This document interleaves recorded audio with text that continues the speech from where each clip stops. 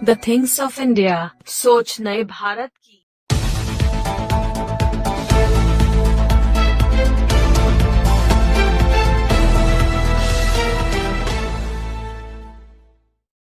नमस्कार, आप देख रहे हैं the things of India news का खास कार्यक्रम जनता की आवाज़। आज हम आपको लेकर चलते हैं राजस्थान के डूंगरपुर जिले की आसपुर पंचायत समिति की ग्राम पंचायत आसपुर में, जहां की जनता ने पंचायती राज चुनाव में केसर देवी को अपना सरपंच चुना है। पूर्व सरपंच लालजी मीणा से बातचीत के दौरान हम जानेंगे कि वह ग्राम पंचायत आसपुर की समस्या और समस्याओं का निदान करने हेतु किस प्रकार कार्य करेंगे और ग्राम पंचायत आसपुर के विकास में सरपंच केसर देवी का किस प्रकार सहयोग करेंगे। नमस्कार। आपका नाम? लालजी मीणा। लालजी मीणा। वर्तमान में आपकी धर्मपत्नी सरपंच है? हाँ, धर्मपत्नी। क्या नाम है? केसर देवी। केसर देवी। इसके पूर्व में आप सरपंच पद पर थे? मैं 2001 से सरपंच था, 2015 तक था। 15 तक लगातार 3 कार्यकाल। ठीक है। वर्तमान में अपनी जनसंख्या की, अपनी ग्राम पंचायत जनसंख्या कितनी है? जनसंख्या 4000 है। 4000। मतदाता कितने होंगे? मतदाता 2800 के लगभग। कितने राजस्व गाँव आते हैं अपने इसमें? राजस्व गाँव की गाँव है आसपुरी में। जैसे कि प्रमुख मुद्दे पर अपन बात करते हैं, आप जब जनता के समक्ष गए हो वापस चुनाव लड़ने से पहले, तो क्या क्या चुनावी उद्देश्य थे, क्या क्या मुद्दे थे, क्या क्या योजनाएं थे आपकी ग्राम पंचायत के प्रति? ग्राम पंचायत के प्रति योजना तो यह है कि अपने सबसे ज़्यादा हमारे यहाँ सफाई की प्रॉब्लम ज़्यादा है, क्योंकि एक गाँव ऐसा एक सिटी माफी गाँव है और इसमें गवर्नमेंट की तरफ से कोई पैसा आते हैं नहीं, निजी ऐसे करने पड़ते पैसे। समस्या सबसे बड़ी ये हमारी है। अच्छा, ये सबसे बड़ी समस्या है। जैसे छोटी मोटी समस्या तो चलती रहती है। अब जैसे यहाँ के, जैसे हमने कवरेज किया, जैसे सर ने भी बताया हमें कि यहाँ की ट्रैफिक नियमों को लेकर, जैसे ट्रैफिक की काफ़ी, हाँ, ट्रैफिक की बहुत प्रॉब्लम बड़ी। और आबादी क्षेत्र घना है। जैसे आपने बताया कि 70% भूमि पर करीबन सरकारी विभाग बने हुए हैं, 30% पर आबादी है। तो उनके लिए, उनके इन समस्याओं का निदान है तो क्या होना चाहिए आपके अनुसार? अब समस्या तो है वो, जैसे ग्राम पूरी पंचायत समिति का हेडक्वार्टर है, तो इसको ज़्यादा से ज़्यादा डेवलप होना चाहिए। उसके लिए आपके कोई विचार, आप अपेक्षा रखते हो, आपकी जो योजनाएं हो? नहीं, योजना तो ये है, बस हमारी बड़ी समस्या सबसे आगे हम जानेंगे कि ग्राम विकास अधिकारी हिम्मत सिंह चुंडावत ग्राम पंचायत आसपुर के विकास में सरपंच केसर देवी का किस प्रकार सहयोग करेंगे। जी सर, आपका नाम? हिम्मत सिंह चुंडावत।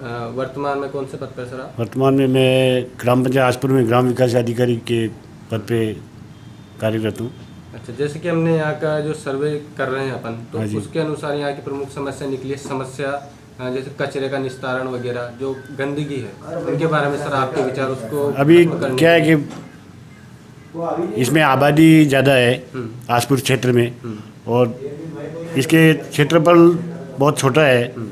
इधर गोल ग्राम पंचायत पड़ जाती, बिल्कुल, और इस साइड में खेड़ा आसपुर, और बीच में ये ग्राम पंचायत आसपुर है। अब खेड़ा आसपुर का गंदा पानी आसपुर की पंचायत में आता है, आसपुर का गंदा पानी गोल पंचायत की तरफ जाता है, नदी की तरफ। अब वहाँ पे क्या है, अब वो गंदा पानी जाके वहाँ खेतों में जमा हो जाता है, कारण कि वो नहर निकली हुई है, तो नहर में वो गंदा पानी अपन डाल नहीं सकते।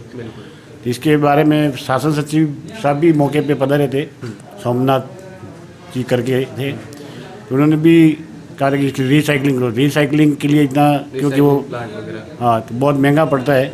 और दूसरा क्या है, रिसाइकलिंग करने के लिए ज़मीन उपलब्ध होनी चाहिए। वो ज़मीन जहाँ पानी जमा रहा है वो निजी ज़मीन है, खातेदारी ज़मीन है, तो वो भी डेली पंचायतों में शिकायत करते रहते हैं कि भाई ये पानी ये हटाया जाए, ये करिए। पंचायत क्षेत्र में आता है तो वो तो होना ही। हाँ, इस वजह से भारी समस्या ये है। ये तो इसके निस्तारण उससे क्या है कि वो पानी जमा होता है, गर्मी फिर बारिश में हैजा फैलने की, कई बीमारियाँ फैलने की वो आशंका रहती है। इसका निस्तारण तो क्या होना चाहिए सर? निस्तारण तो ये है कि मौके पे एई साहब वगैरह सब ने देखा है, PWD के एई साहब भी आए थे, हमारे एई साहब भी पंचायती राज के एक्शन साहब भी आए थे, और ये एरिगेशन के एई साहब ने, ये सब मिल के अगर इसको नक्शा बढ़ाएंगे तो वहाँ क्या नहर को तोड़ के उसमें पाइप डाले जाएं, और नीचे पाइप है, वो गंदा पानी पाइप से उधर नहर के उस पार हो जाएगा, तो और बाकी जो साफ पानी नहर में जा रहा है वो ऊपर से जाता रहेगा। तो उसमें क्या है, ये सब परमिशन दे ना, फिर एक साथ बन के प्लानिंग बनाएं तो ये कार्य हो सकता है। इसके अलावा तो नहर तोड़ेंगे, नहर को अंदर डालेंगे गंदा पानी, आगे लोग पानी पीते हैं, कोई नहाता है, मवेशी भी पीते हैं, तो बीमारियां फैलने की तो आशंका रहती है। अब जैसे कि हम आपसे अभी जानना चाहते हैं, आप छोटा सा क्षेत्र है, यहाँ पे इतना जो बजट चाहिए उतना मिलता नहीं है। मिलता नहीं है। कारण कि जैसे एसएफसी का जो आता है राज्य सरकार से, सरकार से तो वो कभी कभी महीने में 1-2 बार हम नालियाँ सफाई करा सकते हैं। अब वो कचरा सफाई के लिए तो ऐसा कोई अलग से प्रावधान है नहीं, निजी आय से करने का है। और निजी आय इतनी होती नहीं है कि 4-5 दुकानें हैं हमारी पंचायत की, तो मुश्किल से उनका 2500-2600 किराया था महीने का, उससे तो कुछ हो ही नहीं। उससे से क्या होता। तो अलग से थोड़ा बजट दिया जाए तो क्यों, क्षेत्र छोटा है और कचरा ज़्यादा होता है, क्यों मतलब भीड़ भाड़ वाला इलाका है, पास में सब मकान है, सकड़ी गलियाँ है, तो एक्चुअली लोग भी कचरा डालने जाए तो कहाँ जाए। सही बात। वो तो यहाँ घर के बाहर डालेंगे, इनको जो है वो तो करते ही रहते एक हैं। प्रमुख तो उसमें क्या है कि हमारे कोई अजब 6-7 लाख रुपया अगर अलग से कोई प्रावधान हो जाए ताकि उनको वो गाड़ी ले आए, ताकि रोज़ सुबह बिल्कुल ड्राइवर रहे। सुबह जैसे हाँ, वो शहरी ये क्षेत्रों में वाल्मीकि लगे हुए थे टिफिन हाँ, वगैरह, उनके तरह बिल्कुल वाल्मीकि श्रमिक हैं, उनको भेज देंगे, वो ट्रैक्टर में भर के और डेली दूर फेंक देंगे। डेली 8 बजे सुबह निकल जाएगा, शाम को एक चक्कर शाम को काट लेंगे। ये अगर उपकरण ला मतलब जैसे तो हम ठीक आपसे है। आशा करते हैं सरपंच क्योंकि साहब अभी से आशा मान लो करते हैं। एसएचजी का 5-6 लाख आता है, तो पूरा एक साथ तो हम डाल नहीं सकते। नहीं कर सकते, बाकी और फिर काम वो करवाना। आलोचनाएं शुरू हो जाएगी, बोला क्या किया क्या नहीं किया। तो पूरा सिस्टम बना के ही काम करना पड़ेगा, क्योंकि थोड़ा बजट अलग से अगर मिल जाता है भाई ये साधन आप खरीद सकते हो ये इसे करके। तो जैसे कि हम चाहते हैं आप सरपंच वैसे अभी हम साहब सफाई कराते हैं तो ये वाल्मीकि श्रमिक हैं, महीने का 20,000 रुपये लेते हैं। जैसे महीने का 20,000। हाँ 30,000 की मांग है उनके लिए कि हम जैसे जैसे 20,000 निजी आय करके ऐसे कहीं से करके कहीं साफ से सफाई कहीं कराते हैं, करवा के। लेकिन उतनी सफाई होती नहीं है, क्योंकि ये लोग भी इतना करते नहीं। सुबह 1 घंटा करके चले जाएंगे, फिर 2-4 दिन कभी नहीं आएंगे, पैसा तो पूरा देना पड़ता है। बिल्कुल। ठीक है सर, बहुत बहुत धन्यवाद, आपने अपनी ग्राम पंचायत की समस्या बताई। अब हम आपसे जानना चाहेंगे, मैं भी जो ग्राम विकास अधिकारी फर्स्ट में आया 3 साल, अभी तक तो रिकॉर्ड वगैरह सब बाहर दिल्ली से टीम भी आई थी। राजस्थान में पूरी 11,000 लगभग ग्राम पंचायतें हैं, उसमें सिर्फ 2 ग्राम पंचायतें, एक आसपुर जो मैं मेरे कार्यकाल में, और एक कोटा के पास कोई पंचायत है। 2 पंचायत को राष्ट्रीय पुरस्कार मिला है, 12 लाख रुपये मिले थे पुरस्कृत। हाँ, जिसमें हमने बहुत बड़ा अच्छा सुलभ कॉम्प्लेक्स बनाया जो आप देख सकते हैं यहाँ। कौन सी जगह है सर वो? ये पावर हाउस जाते हैं ना यहाँ कॉर्नर पे, ये इधर ये नहीं रोड यहाँ भी नीचे निकला हुआ है। बस स्टैंड पे, जैसे वो आगे पावर हाउस जाते हैं ना वो कॉर्नर पे बना रखा है। वो भी चेक हुआ था साहब। मतलब गांव में आपने- रोड लाइटें। जब से आप यहाँ पर सेवा देने लगे हाँ, तो मतलब मैं भी आर्मी रिटायर्ड हूँ, 26 साल आर्मी में सर्विस किया मैंने। इसके बाद ग्राम सेवक ग्राम विकास अधिकारी का पद मिला यहाँ पे। 2011 से मैं ज्वाइन किया था और 2014 से मैं आसपुर ग्राम पंचायत में सेवा दे रहा हूँ। 2011 से जो अभी 2020 चल रहा है, इसके बीच में आपने कहाँ कौन सी पंचायत में सेवाएं दी आपने? मैंने फर्स्ट में वालई ग्राम पंचायत, इसके बाद में लोडावल ग्राम पंचायत जो साबला क्षेत्र में पड़ती है, इसके बाद अभी गोल और आसपुर मेरे पास में, और तीसरी पंचायत अभी अमृतिया 3-4 महीने से मेरे को सुपुर्द की दी हुई। मैंने यहाँ पे रह के सफाई, गांव में सीसी सड़कें, गांव पूरे गांव में रोड लाइटें, सब कुछ बिल्कुल सारी ग्राम पंचायत के जो पंचायती राज का पैसा आता है उसी से, ये निजी आय से हमने 12 लाख पुरस्कृत राशि मिली थी, उससे हमने सुलभ कॉम्प्लेक्स बनवाया ताकि यात्री वगैरह बस स्टैंड पे आते जाते उनके शौचालय के लिए प्रॉब्लम नहीं आए। ठीक है सर, बहुत बहुत गाँव में रोड लाइटें भी लगाई। आपने हमारे समक्ष आपकी समस्या रखी, ये आपने सारी जहाँ- चीज़ें जहाँ देखते से- हुए टीम ने मेरे को पुरस्कृत किया था कि भाई आसपुर ग्राम पंचायत, सबसे नंबर 1 सचिव हाँ, ग्राम विकास अधिकारी। इसलिए इस बेस पे राष्ट्रीय पुरस्कार भी मिला हमको। बहुत बहुत धन्यवाद। अब हम जानेंगे कि वार्ड पंच और पूर्व भाजपा मंडल अध्यक्ष अनिल गुप्ता ग्राम पंचायत आसपुर के विकास में सरपंच केसर देवी का किस प्रकार सहयोग करेंगे। नमस्ते, आपका नाम सर? मेरा नाम अनिल गुप्ता। अनिल गुप्ता हैं। अभी वर्तमान में आप इस ग्राम पंचायत के मतदाता हैं? मैं वार्ड पंच हूँ इस बॉडी का। अच्छा। और मतदाता भी हूँ। मतदाता भी। और साथ में कौन कौन से राजनीतिक पद है सर आपके पास? मैं पूर्व मंडल अध्यक्ष था भारतीय जनता पार्टी का। कितने टाइम पहले सर? बस अभी 6 महीने पहले। 6 महीने पहले। और वर्तमान में भी वार्ड पंच है? वर्तमान में वार्ड पंच। पूर्व में ही उप सरपंच भी रहा हूँ। अच्छा, पूर्व में। कितनी बार सर? एक बार उप सरपंच रहा, दूसरी बार मेरे मदर वार्ड पंच थी दूसरे कार्यकाल में। अब तीसरे कार्यकाल में मैं खुद वार्ड पंच हूँ। तीसरे कार्यकाल में आप खुद वार्ड पंच। जैसे कि यहाँ की प्रमुख समस्याएं क्या बनी हुई है ग्राम पंचायत आसपुर की? ये पंचायत समिति है, एक हेड क्वार्टर है पूरे आसपुर का, पूरे जितने भी ग्रामीण क्षेत्र पड़ता है आसपुर में उसका, तो उसके बारे में आपकी कोई अलग से विचार हो समस्याओं को लेकर? यहाँ पूरे ब्लॉक का हेडक्वार्टर है। यहाँ पे रोडवेज की भी यानी कि परिवहन की भी अच्छी सुविधा है। यहाँ पे सारे महाराष्ट्र, मध्य प्रदेश, गुजरात आने जाने वाली गाड़ियों का बहुत ही अच्छा आवागमन है, लोगों को सुलभ व्यवस्था है। लेकिन उसके अनुरूप यहाँ सुविधाएं डेवलप नहीं हो रही है। एक तो यहाँ क्या ब्लॉक का हमारा पूरा एक यहाँ है, लेकिन एक जो खेल स्टेडियम जैसा छोटा मोटा एक होना चाहिए, जगह भी पर्याप्त है 10-15 बीघा के अनुपात में, लेकिन वो खेल मैदान आज तक विकसित नहीं हो रहा है। पूर्व सरकार में ITI तो जरूर यहाँ खोली गई है। राजकीय महाविद्यालय जो है वो यहाँ पर काफ़ी समय से मांग है, आज तक बना नहीं है। तो हमारी ये इच्छा है कि सरकार से भी ये मांग है कि कम से कम इस ट्राइबल एरिया में एक राजकीय महाविद्यालय हो, तो 15 किलोमीटर के एरिया के जो गरीब आदिवासी बच्चे हैं वो यहाँ पे शिक्षा ग्रहण कर सके। कितनी बार प्रस्ताव भेज चुके होंगे अभी तक आप सरकार को? मैं व्यक्तिगत तौर पर जब किरण जी माहेश्वरी उच्च शिक्षा मंत्री थी, उनको मैंने पत्र भी लिखा था। उनके द्वारा बजट की अनुपलब्धता बताते हुए उसको अगले चरण में लेने की बात भी कही गई थी, लेकिन इसके बाद सरकार बदल गई और नई सरकार अब आई है। तो अब क्या करती है इसके अनुसार हम इन नई सरकार से भी ये मांग करेंगे कि इस अनुरूप सही दिशा में कदम उठाए। अब जैसे कि आपने मत और समर्थन देकर सरपंच साहब को विजयी बनाया है, तो क्या क्या अपेक्षा रखते हैं आप ग्राम पंचायत के प्रति? क्या क्या विकास कार्य होने चाहिए यहाँ पर? ग्राम पंचायत क्षेत्र में यहाँ की आबादी और भौगोलिक स्थिति ऐसी है कि यहाँ पे सीवरेज की काफ़ी समस्या है। यानी कि जो नाला बनाना है उसका एंड जो है वो इस ग्राम पंचायत के समक्ष बहुत बड़ी चुनौती है, क्योंकि ये क्या इसकी बसावट दोनों घाटियों के बीच में ऐसी है कि उसका एंड ले जाना बहुत ही मुश्किल हो रहा है। और जगह जगह PhD की बड़ी पाइपलाइन और BSNL टावरों की वगैरह ये जो 4G की 3G की लाइनें जा रही है, ये भी काफ़ी बड़ी एक समस्या है, ताकि कहीं खोदने पे ये इनके भी ब्रेक होने की एक समस्या बनी रहती है। हो सकता है।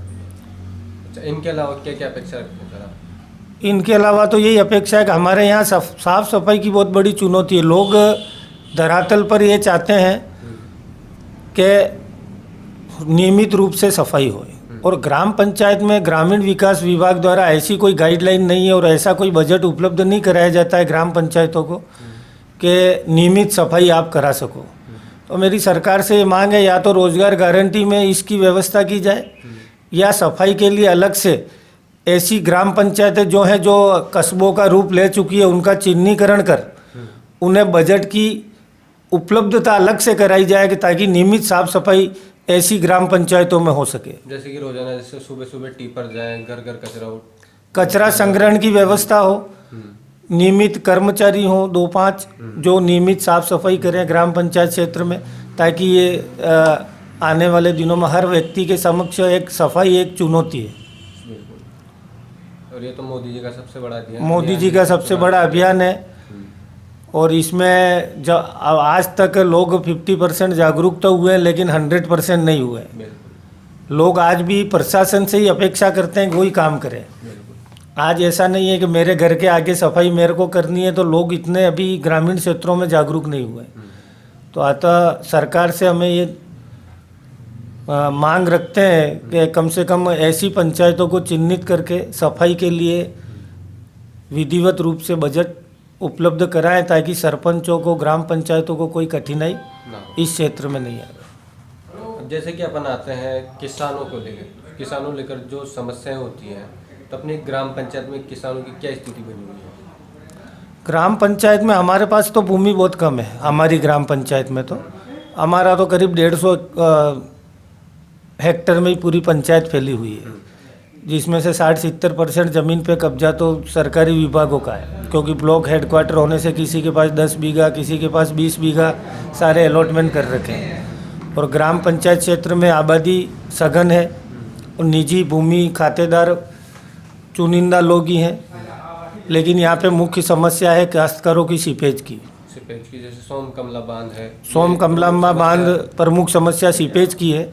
सीपेज की वजह से यहाँ का जो काश्तकार है वो काफ़ी दुखी है। जैसे उनकी 5-5 बीघा, 2-2 बीघा जो ज़मीन थी नहर किनारे, वो नष्ट हो चुकी है आज की तारीख में, और वो बिल्कुल ही खेती करने लायक नहीं रही है। अच्छा, जैसे कि हमने यहाँ के अभी तक करीबन 20 पंचायतों का सर्वे किया है, उसमें सब करीबन 15 पंचायतों में ये पाया है कि सोम कमला बांध की जो नहरें निकली हुई है उनका वो टूटी हुई है, जर्जर है, उनसे पानी निकलता है और खेतों में भर जाता है, तो सारी फसलें किसानों की नष्ट हो जाती है। सही बात है, ये सबसे बड़ी समस्या। हाँ, ये सबसे बड़ी प्रमुख समस्या है। और इसका निदान पिछली सरकार में बजट उपलब्ध कराया गया था, 2-3 वर्ष काम चला। वसुंधरा जी ने 20-20 करोड़ रुपए इनके नहरों के सुदृढ़ीकरण के दिए थे 1 वर्ष के, लेकिन उस काम की कोई गुणवत्ता युक्त काम हुआ नहीं है, तो सीपेज की समस्या अभी भी बनी हुई है। अब जैसे कि स्वास्थ्य के क्षेत्र में आते हैं, अपनी ग्राम पंचायत में स्वास्थ्य संबंधी क्या स्थितियाँ हैं? स्वास्थ्य संबंधित यहाँ हमारे हेडक्वार्टर पे CHC मुख्यालय है, यहाँ तो ठीक है सुविधा, लेकिन जिस अनुपात में डॉक्टर उपलब्ध होने चाहिए उस अनुपात में डॉक्टर यहाँ पर है नहीं। हमारे यहाँ पे भी 5 डॉक्टरों की पोस्ट है, तो बड़ी मुश्किल से 1 या 2 डॉक्टर यहाँ पे मौजूद हैं, बाकी डेपुटेशन पे इधर उधर से लगाए जाते हैं काफ़ी, अगर लोग आंदोलन करते हैं तो। और बहुत सी PSC ऐसी हैं जहाँ पे डॉक्टर है ही नहीं। सकानी है, जैसे कि हमारे एरिया में बेगरेड है, बहुत सी नई PSC खुली है, मुंगेर है, लेकिन वहाँ पर अभी भी भवन और PSC डेवलप नहीं हो पाई है। तो हम भी इस क्षेत्र में तो काफ़ी काम करने की ज़रूरत है सरकार को, क्योंकि ये ट्राइबल एरिया है। यहाँ पर लोग सरकारी चिकित्सक के भरोसे ही चलते हैं, अगर निजी इतने सक्षम भी नहीं है कि प्राइवेट अस्पतालों में अपना इलाज करा के अपने को स्वस्थ रख सके। और शिक्षा के क्षेत्र में क्या स्थिति है अपनी ग्राम पंचायत की, पूरे आसपुर की? शिक्षा के क्षेत्र में तो अब स्थिति पिछले 5 वर्षों में अच्छी हुई है। पिछली सरकार, मतलब हाँ, सुधरी है। पिछली 5 वर्षों से इसको शिक्षा के क्षेत्र में तो कहना पड़ेगा, चाहे वसुंधरा जी की सरकार हो, चाहे अभी गहलोत जी की सरकार हो, शिक्षा के क्षेत्र में तो अच्छा कार्य हो रहा है। और आने वाले समय में खाली भौतिक संसाधनों की कमी है, बाकी स्टाफ वगैरह की कोई कमी अभी क्षेत्र में नज़र नहीं आ रही है। लेकिन जो क्रमोन्नत किए हैं विद्यालय सीनियर में, उनमें भौतिक सुविधाएं विकसित करने की ज़रूरत है। और प्राथमिक स्कूलों में जो ऑनलाइन कार्यक्रम चल रहा है, तो सरकार से मैं ये मांग करूंगा कि ऑनलाइन कार्यक्रम तो आपने कर दिया, लेकिन PO बना दिए हर पंचायत हेडक्वार्टर पे, लेकिन उनको ऑनलाइन कार्य करने के लिए कोई कर्मचारी उपलब्ध नहीं कराया है। अब वो टीचर कागज़ लेके प्राइवेट मित्रों पे घूमते रहते हैं, भाई ये ऑनलाइन करो, हर चीज़ डाटा ऑनलाइन कराने के लिए सरकार कह रही है, और उनको कोई ऐसी, उनके लिए जैसे स्कूल वगैरह को भी वाईफाई से जोड़ दिया गया है। वाईफाई से जोड़ दिया गया, लेकिन ऐसा स्पेशल LDC वगैरह नहीं लगाया गया कि एक व्यक्ति के पूरे PO क्षेत्र का ये काम करेगा और ये सारे चीज़ों को ऑनलाइन करेगा। तो मेरा ये निवेदन है कि वास्तव में शिक्षकों की ये समस्या है, उनको ऑनलाइन करने में बहुत ही समस्या, क्योंकि आपकी आज हाजिरी से लेकर शिक्षक को ऑनलाइन उपस्थिति खुद की भी देनी है, बच्चों की मिड डे मील की प्रगति भी रोज़ देनी है, और पोशार वगैरह रोज़ से रोज़ अपडेट सरकार के द्वारा किसी न किसी कार्यक्रम में मांगे जाते हैं। तो थोड़ा अगर इनको कंप्यूटर उपलब्ध कराया जाए प्राथमिक स्तर पर, और या पीओ स्तर पर, और उसमें ऐसा तकनीकी विशेषज्ञ लगाया जाए जो इस कार्य को ही संपादित करे, जो सभी स्कूलों का कार्य करता रहे। बहुत बहुत धन्यवाद साहब, आपके ये विचार हमारे उप सरपंच साहब हैं। नहीं कोई दिक्कत नहीं। आपके विचार देखकर हमें बहुत काफ़ी अच्छा लगा, और हम चाहते हैं आप सरपंच साहब का इस तरह सहयोग करते रहें, ग्राम पंचायत का विकास करने में पूर्ण सहयोग करें। आगे हम जानेंगे कि उप सरपंच नरेंद्र जैन ग्राम व ग्राम पंचायत आसपुर के विकास में सरपंच केशर देवी का किस प्रकार सहयोग करेंगे। सर, आपका नाम? नरेंद्र जैन, उप सरपंच ग्राम पंचायत आसपुर। वर्तमान में आप उस उप सरपंच पद पर हैं। इससे पूर्व में कोई राजनीतिक पद हुआ? नहीं, कोई राजनीतिक पद नहीं, बिल्कुल नया नवेला व्यक्ति हूँ मैं, और पहली बार इस पंचायती राज में दायित्व का निर्वाह कर पहली रहा बार हूँ। कदम पहली रखा। बार कर रहा हूँ। अपनी ग्राम पंचायत जो आसपुर है, इसकी जनसंख्या कितनी है सर? जनसंख्या हमारे यहाँ 2200 से 2300 वोटर है, मतलब मुश्किल होगी 7 से 8 हज़ार पब्लिक होगी। 7 से 8 हज़ार। 4 हज़ार होगी ना, मतलब दोनों ये क्या है, 2 पंचायत जुड़ी हुई है हमारी, उसका हम मानते हैं तो 5 हज़ार के मतलब हमारी पंचायत का प्रॉपर आंकड़ा ये होगा। मतलब ये कितने वोटर जीते थे ये सरपंच साहब? सरपंच साहब तो बहुत हाईएस्ट वोटर से जीते हैं हमारे, करीब 800 या 1200 900 वोटर से जीते हैं 900 वोटर से। और आप कितने वोटर जीते थे? मेरे वार्ड में जब खड़ा हुआ, हम 3 प्रत्याशी थे, हमारा बिल्कुल यूँ करीबी मुकाबला था, मैं 9 वोटों से विजयी रहा था। 9 वोटर से जीते। और उप सरपंच के लिए तो हमारा निर्विरोधी तय किया बॉडी ने, और बॉडी का अच्छा सामंजस्य था, किसी प्रकार का कोई वैमनस्य नहीं रहा हमारा आपस में, सभी ने मिलकर मेरे को ये दायित्व दिया। उस दायित्व का मैं इसको दायित्व ही मानता हूँ, पद नहीं मानता हूँ, क्योंकि सेवा का काम है और सेवा कार्य करने के लिए मैं आया हूँ। मैं भी युवा हूँ, आम व्यक्ति के बीच में रहता हूँ, जानता हूँ कि व्यक्ति की छोटे छोटे बहुत समस्या होती है, किसी को राशन कार्ड की समस्या है, किसी को पेंशन की समस्या है, किसी को सफाई संबंधी काम है। उन कामों के लिए हम पंचायत में आए और उस काम को ठीक तरह से कर सके, ऐसा भगवान से हम आशीर्वाद मांगते हैं। जैसे कि सरपंच साहब ने बताया, और जो पूर्व में एक समाज सेवी थे जो मंडला अध्यक्ष थे, उन्होंने हमें बताया कि प्रमुख समस्या बनी है कचरे को लेकर, तो इसके बारे में आप विचार? देखिए सर, मैं भी अभी 2 महीने से इस पंचायत में 5 मीटिंग हम अटेंड कर चुके हैं। हम इन मीटिंगों में बार बार हम आपस में माथापच्ची करते, हमारे सेक्रेटरी साहब भी यहाँ खड़े हुए हैं। अब पंचायत राज में मैंने एक चीज़ नोटिस की, ज़्यादा नॉलेज नहीं, पर एक बात मेरे को यह लगी कि यहाँ स्वच्छता को लेके कोई बजट हमको आगे से प्रेषित नहीं होता है। अब हमारे यहाँ मोटा मोटा हम खर्चा स्वच्छता का मानते हैं, दिन का 1500 रुपया 1000 रुपया हमारा जो वेतन हम अभी कर रहे हैं ऐसे एडजस्टमेंट, कई निजी ऐसे कर रहे हैं, ऐसा कर रहे हैं, पर उसमें हम बिल्कुल सुखद रूप से सक्सेस नहीं हो पा रहे। हमको सबसे बड़ी समस्या स्वच्छता को लेके है, और स्वच्छता के लिए कोई बजट नहीं हमारे यहाँ पर। अब हम उस स्वच्छता को मेंटेन कैसे करें, ये हमारे लिए सबसे बड़ी मतलब एक मेन चुनौती है हमारे लिए। संबंधित विभाग को आपने प्रस्ताव भेजा? हाँ, सबको भेजा प्रस्ताव, पर आगे से वही है ना, स्वच्छता के लिए कोई आगे से ऐसा कोई बजट पंचायत लेवल पे हमको कोई मिल नहीं रहा है। बीडीओ साहब को, कलेक्टर सबसे मिले, मेरे से पूर्व में भी हमारे जो सरपंच साहब चौथी बार यहाँ पर है, वो 3 मतलब अपने कार्यकाल गुजार चुके। हर हमेशा बात की, सेक्रेटरी साहब हमारे आर्मी से इसमें आए हुए, वो भी हमेशा इस चीज़ को लेके ज़्यादा अलर्ट रहते, पर ऐसी कोई हमको सकारात्मक प्रतिक्रिया आगे से मिली नहीं है।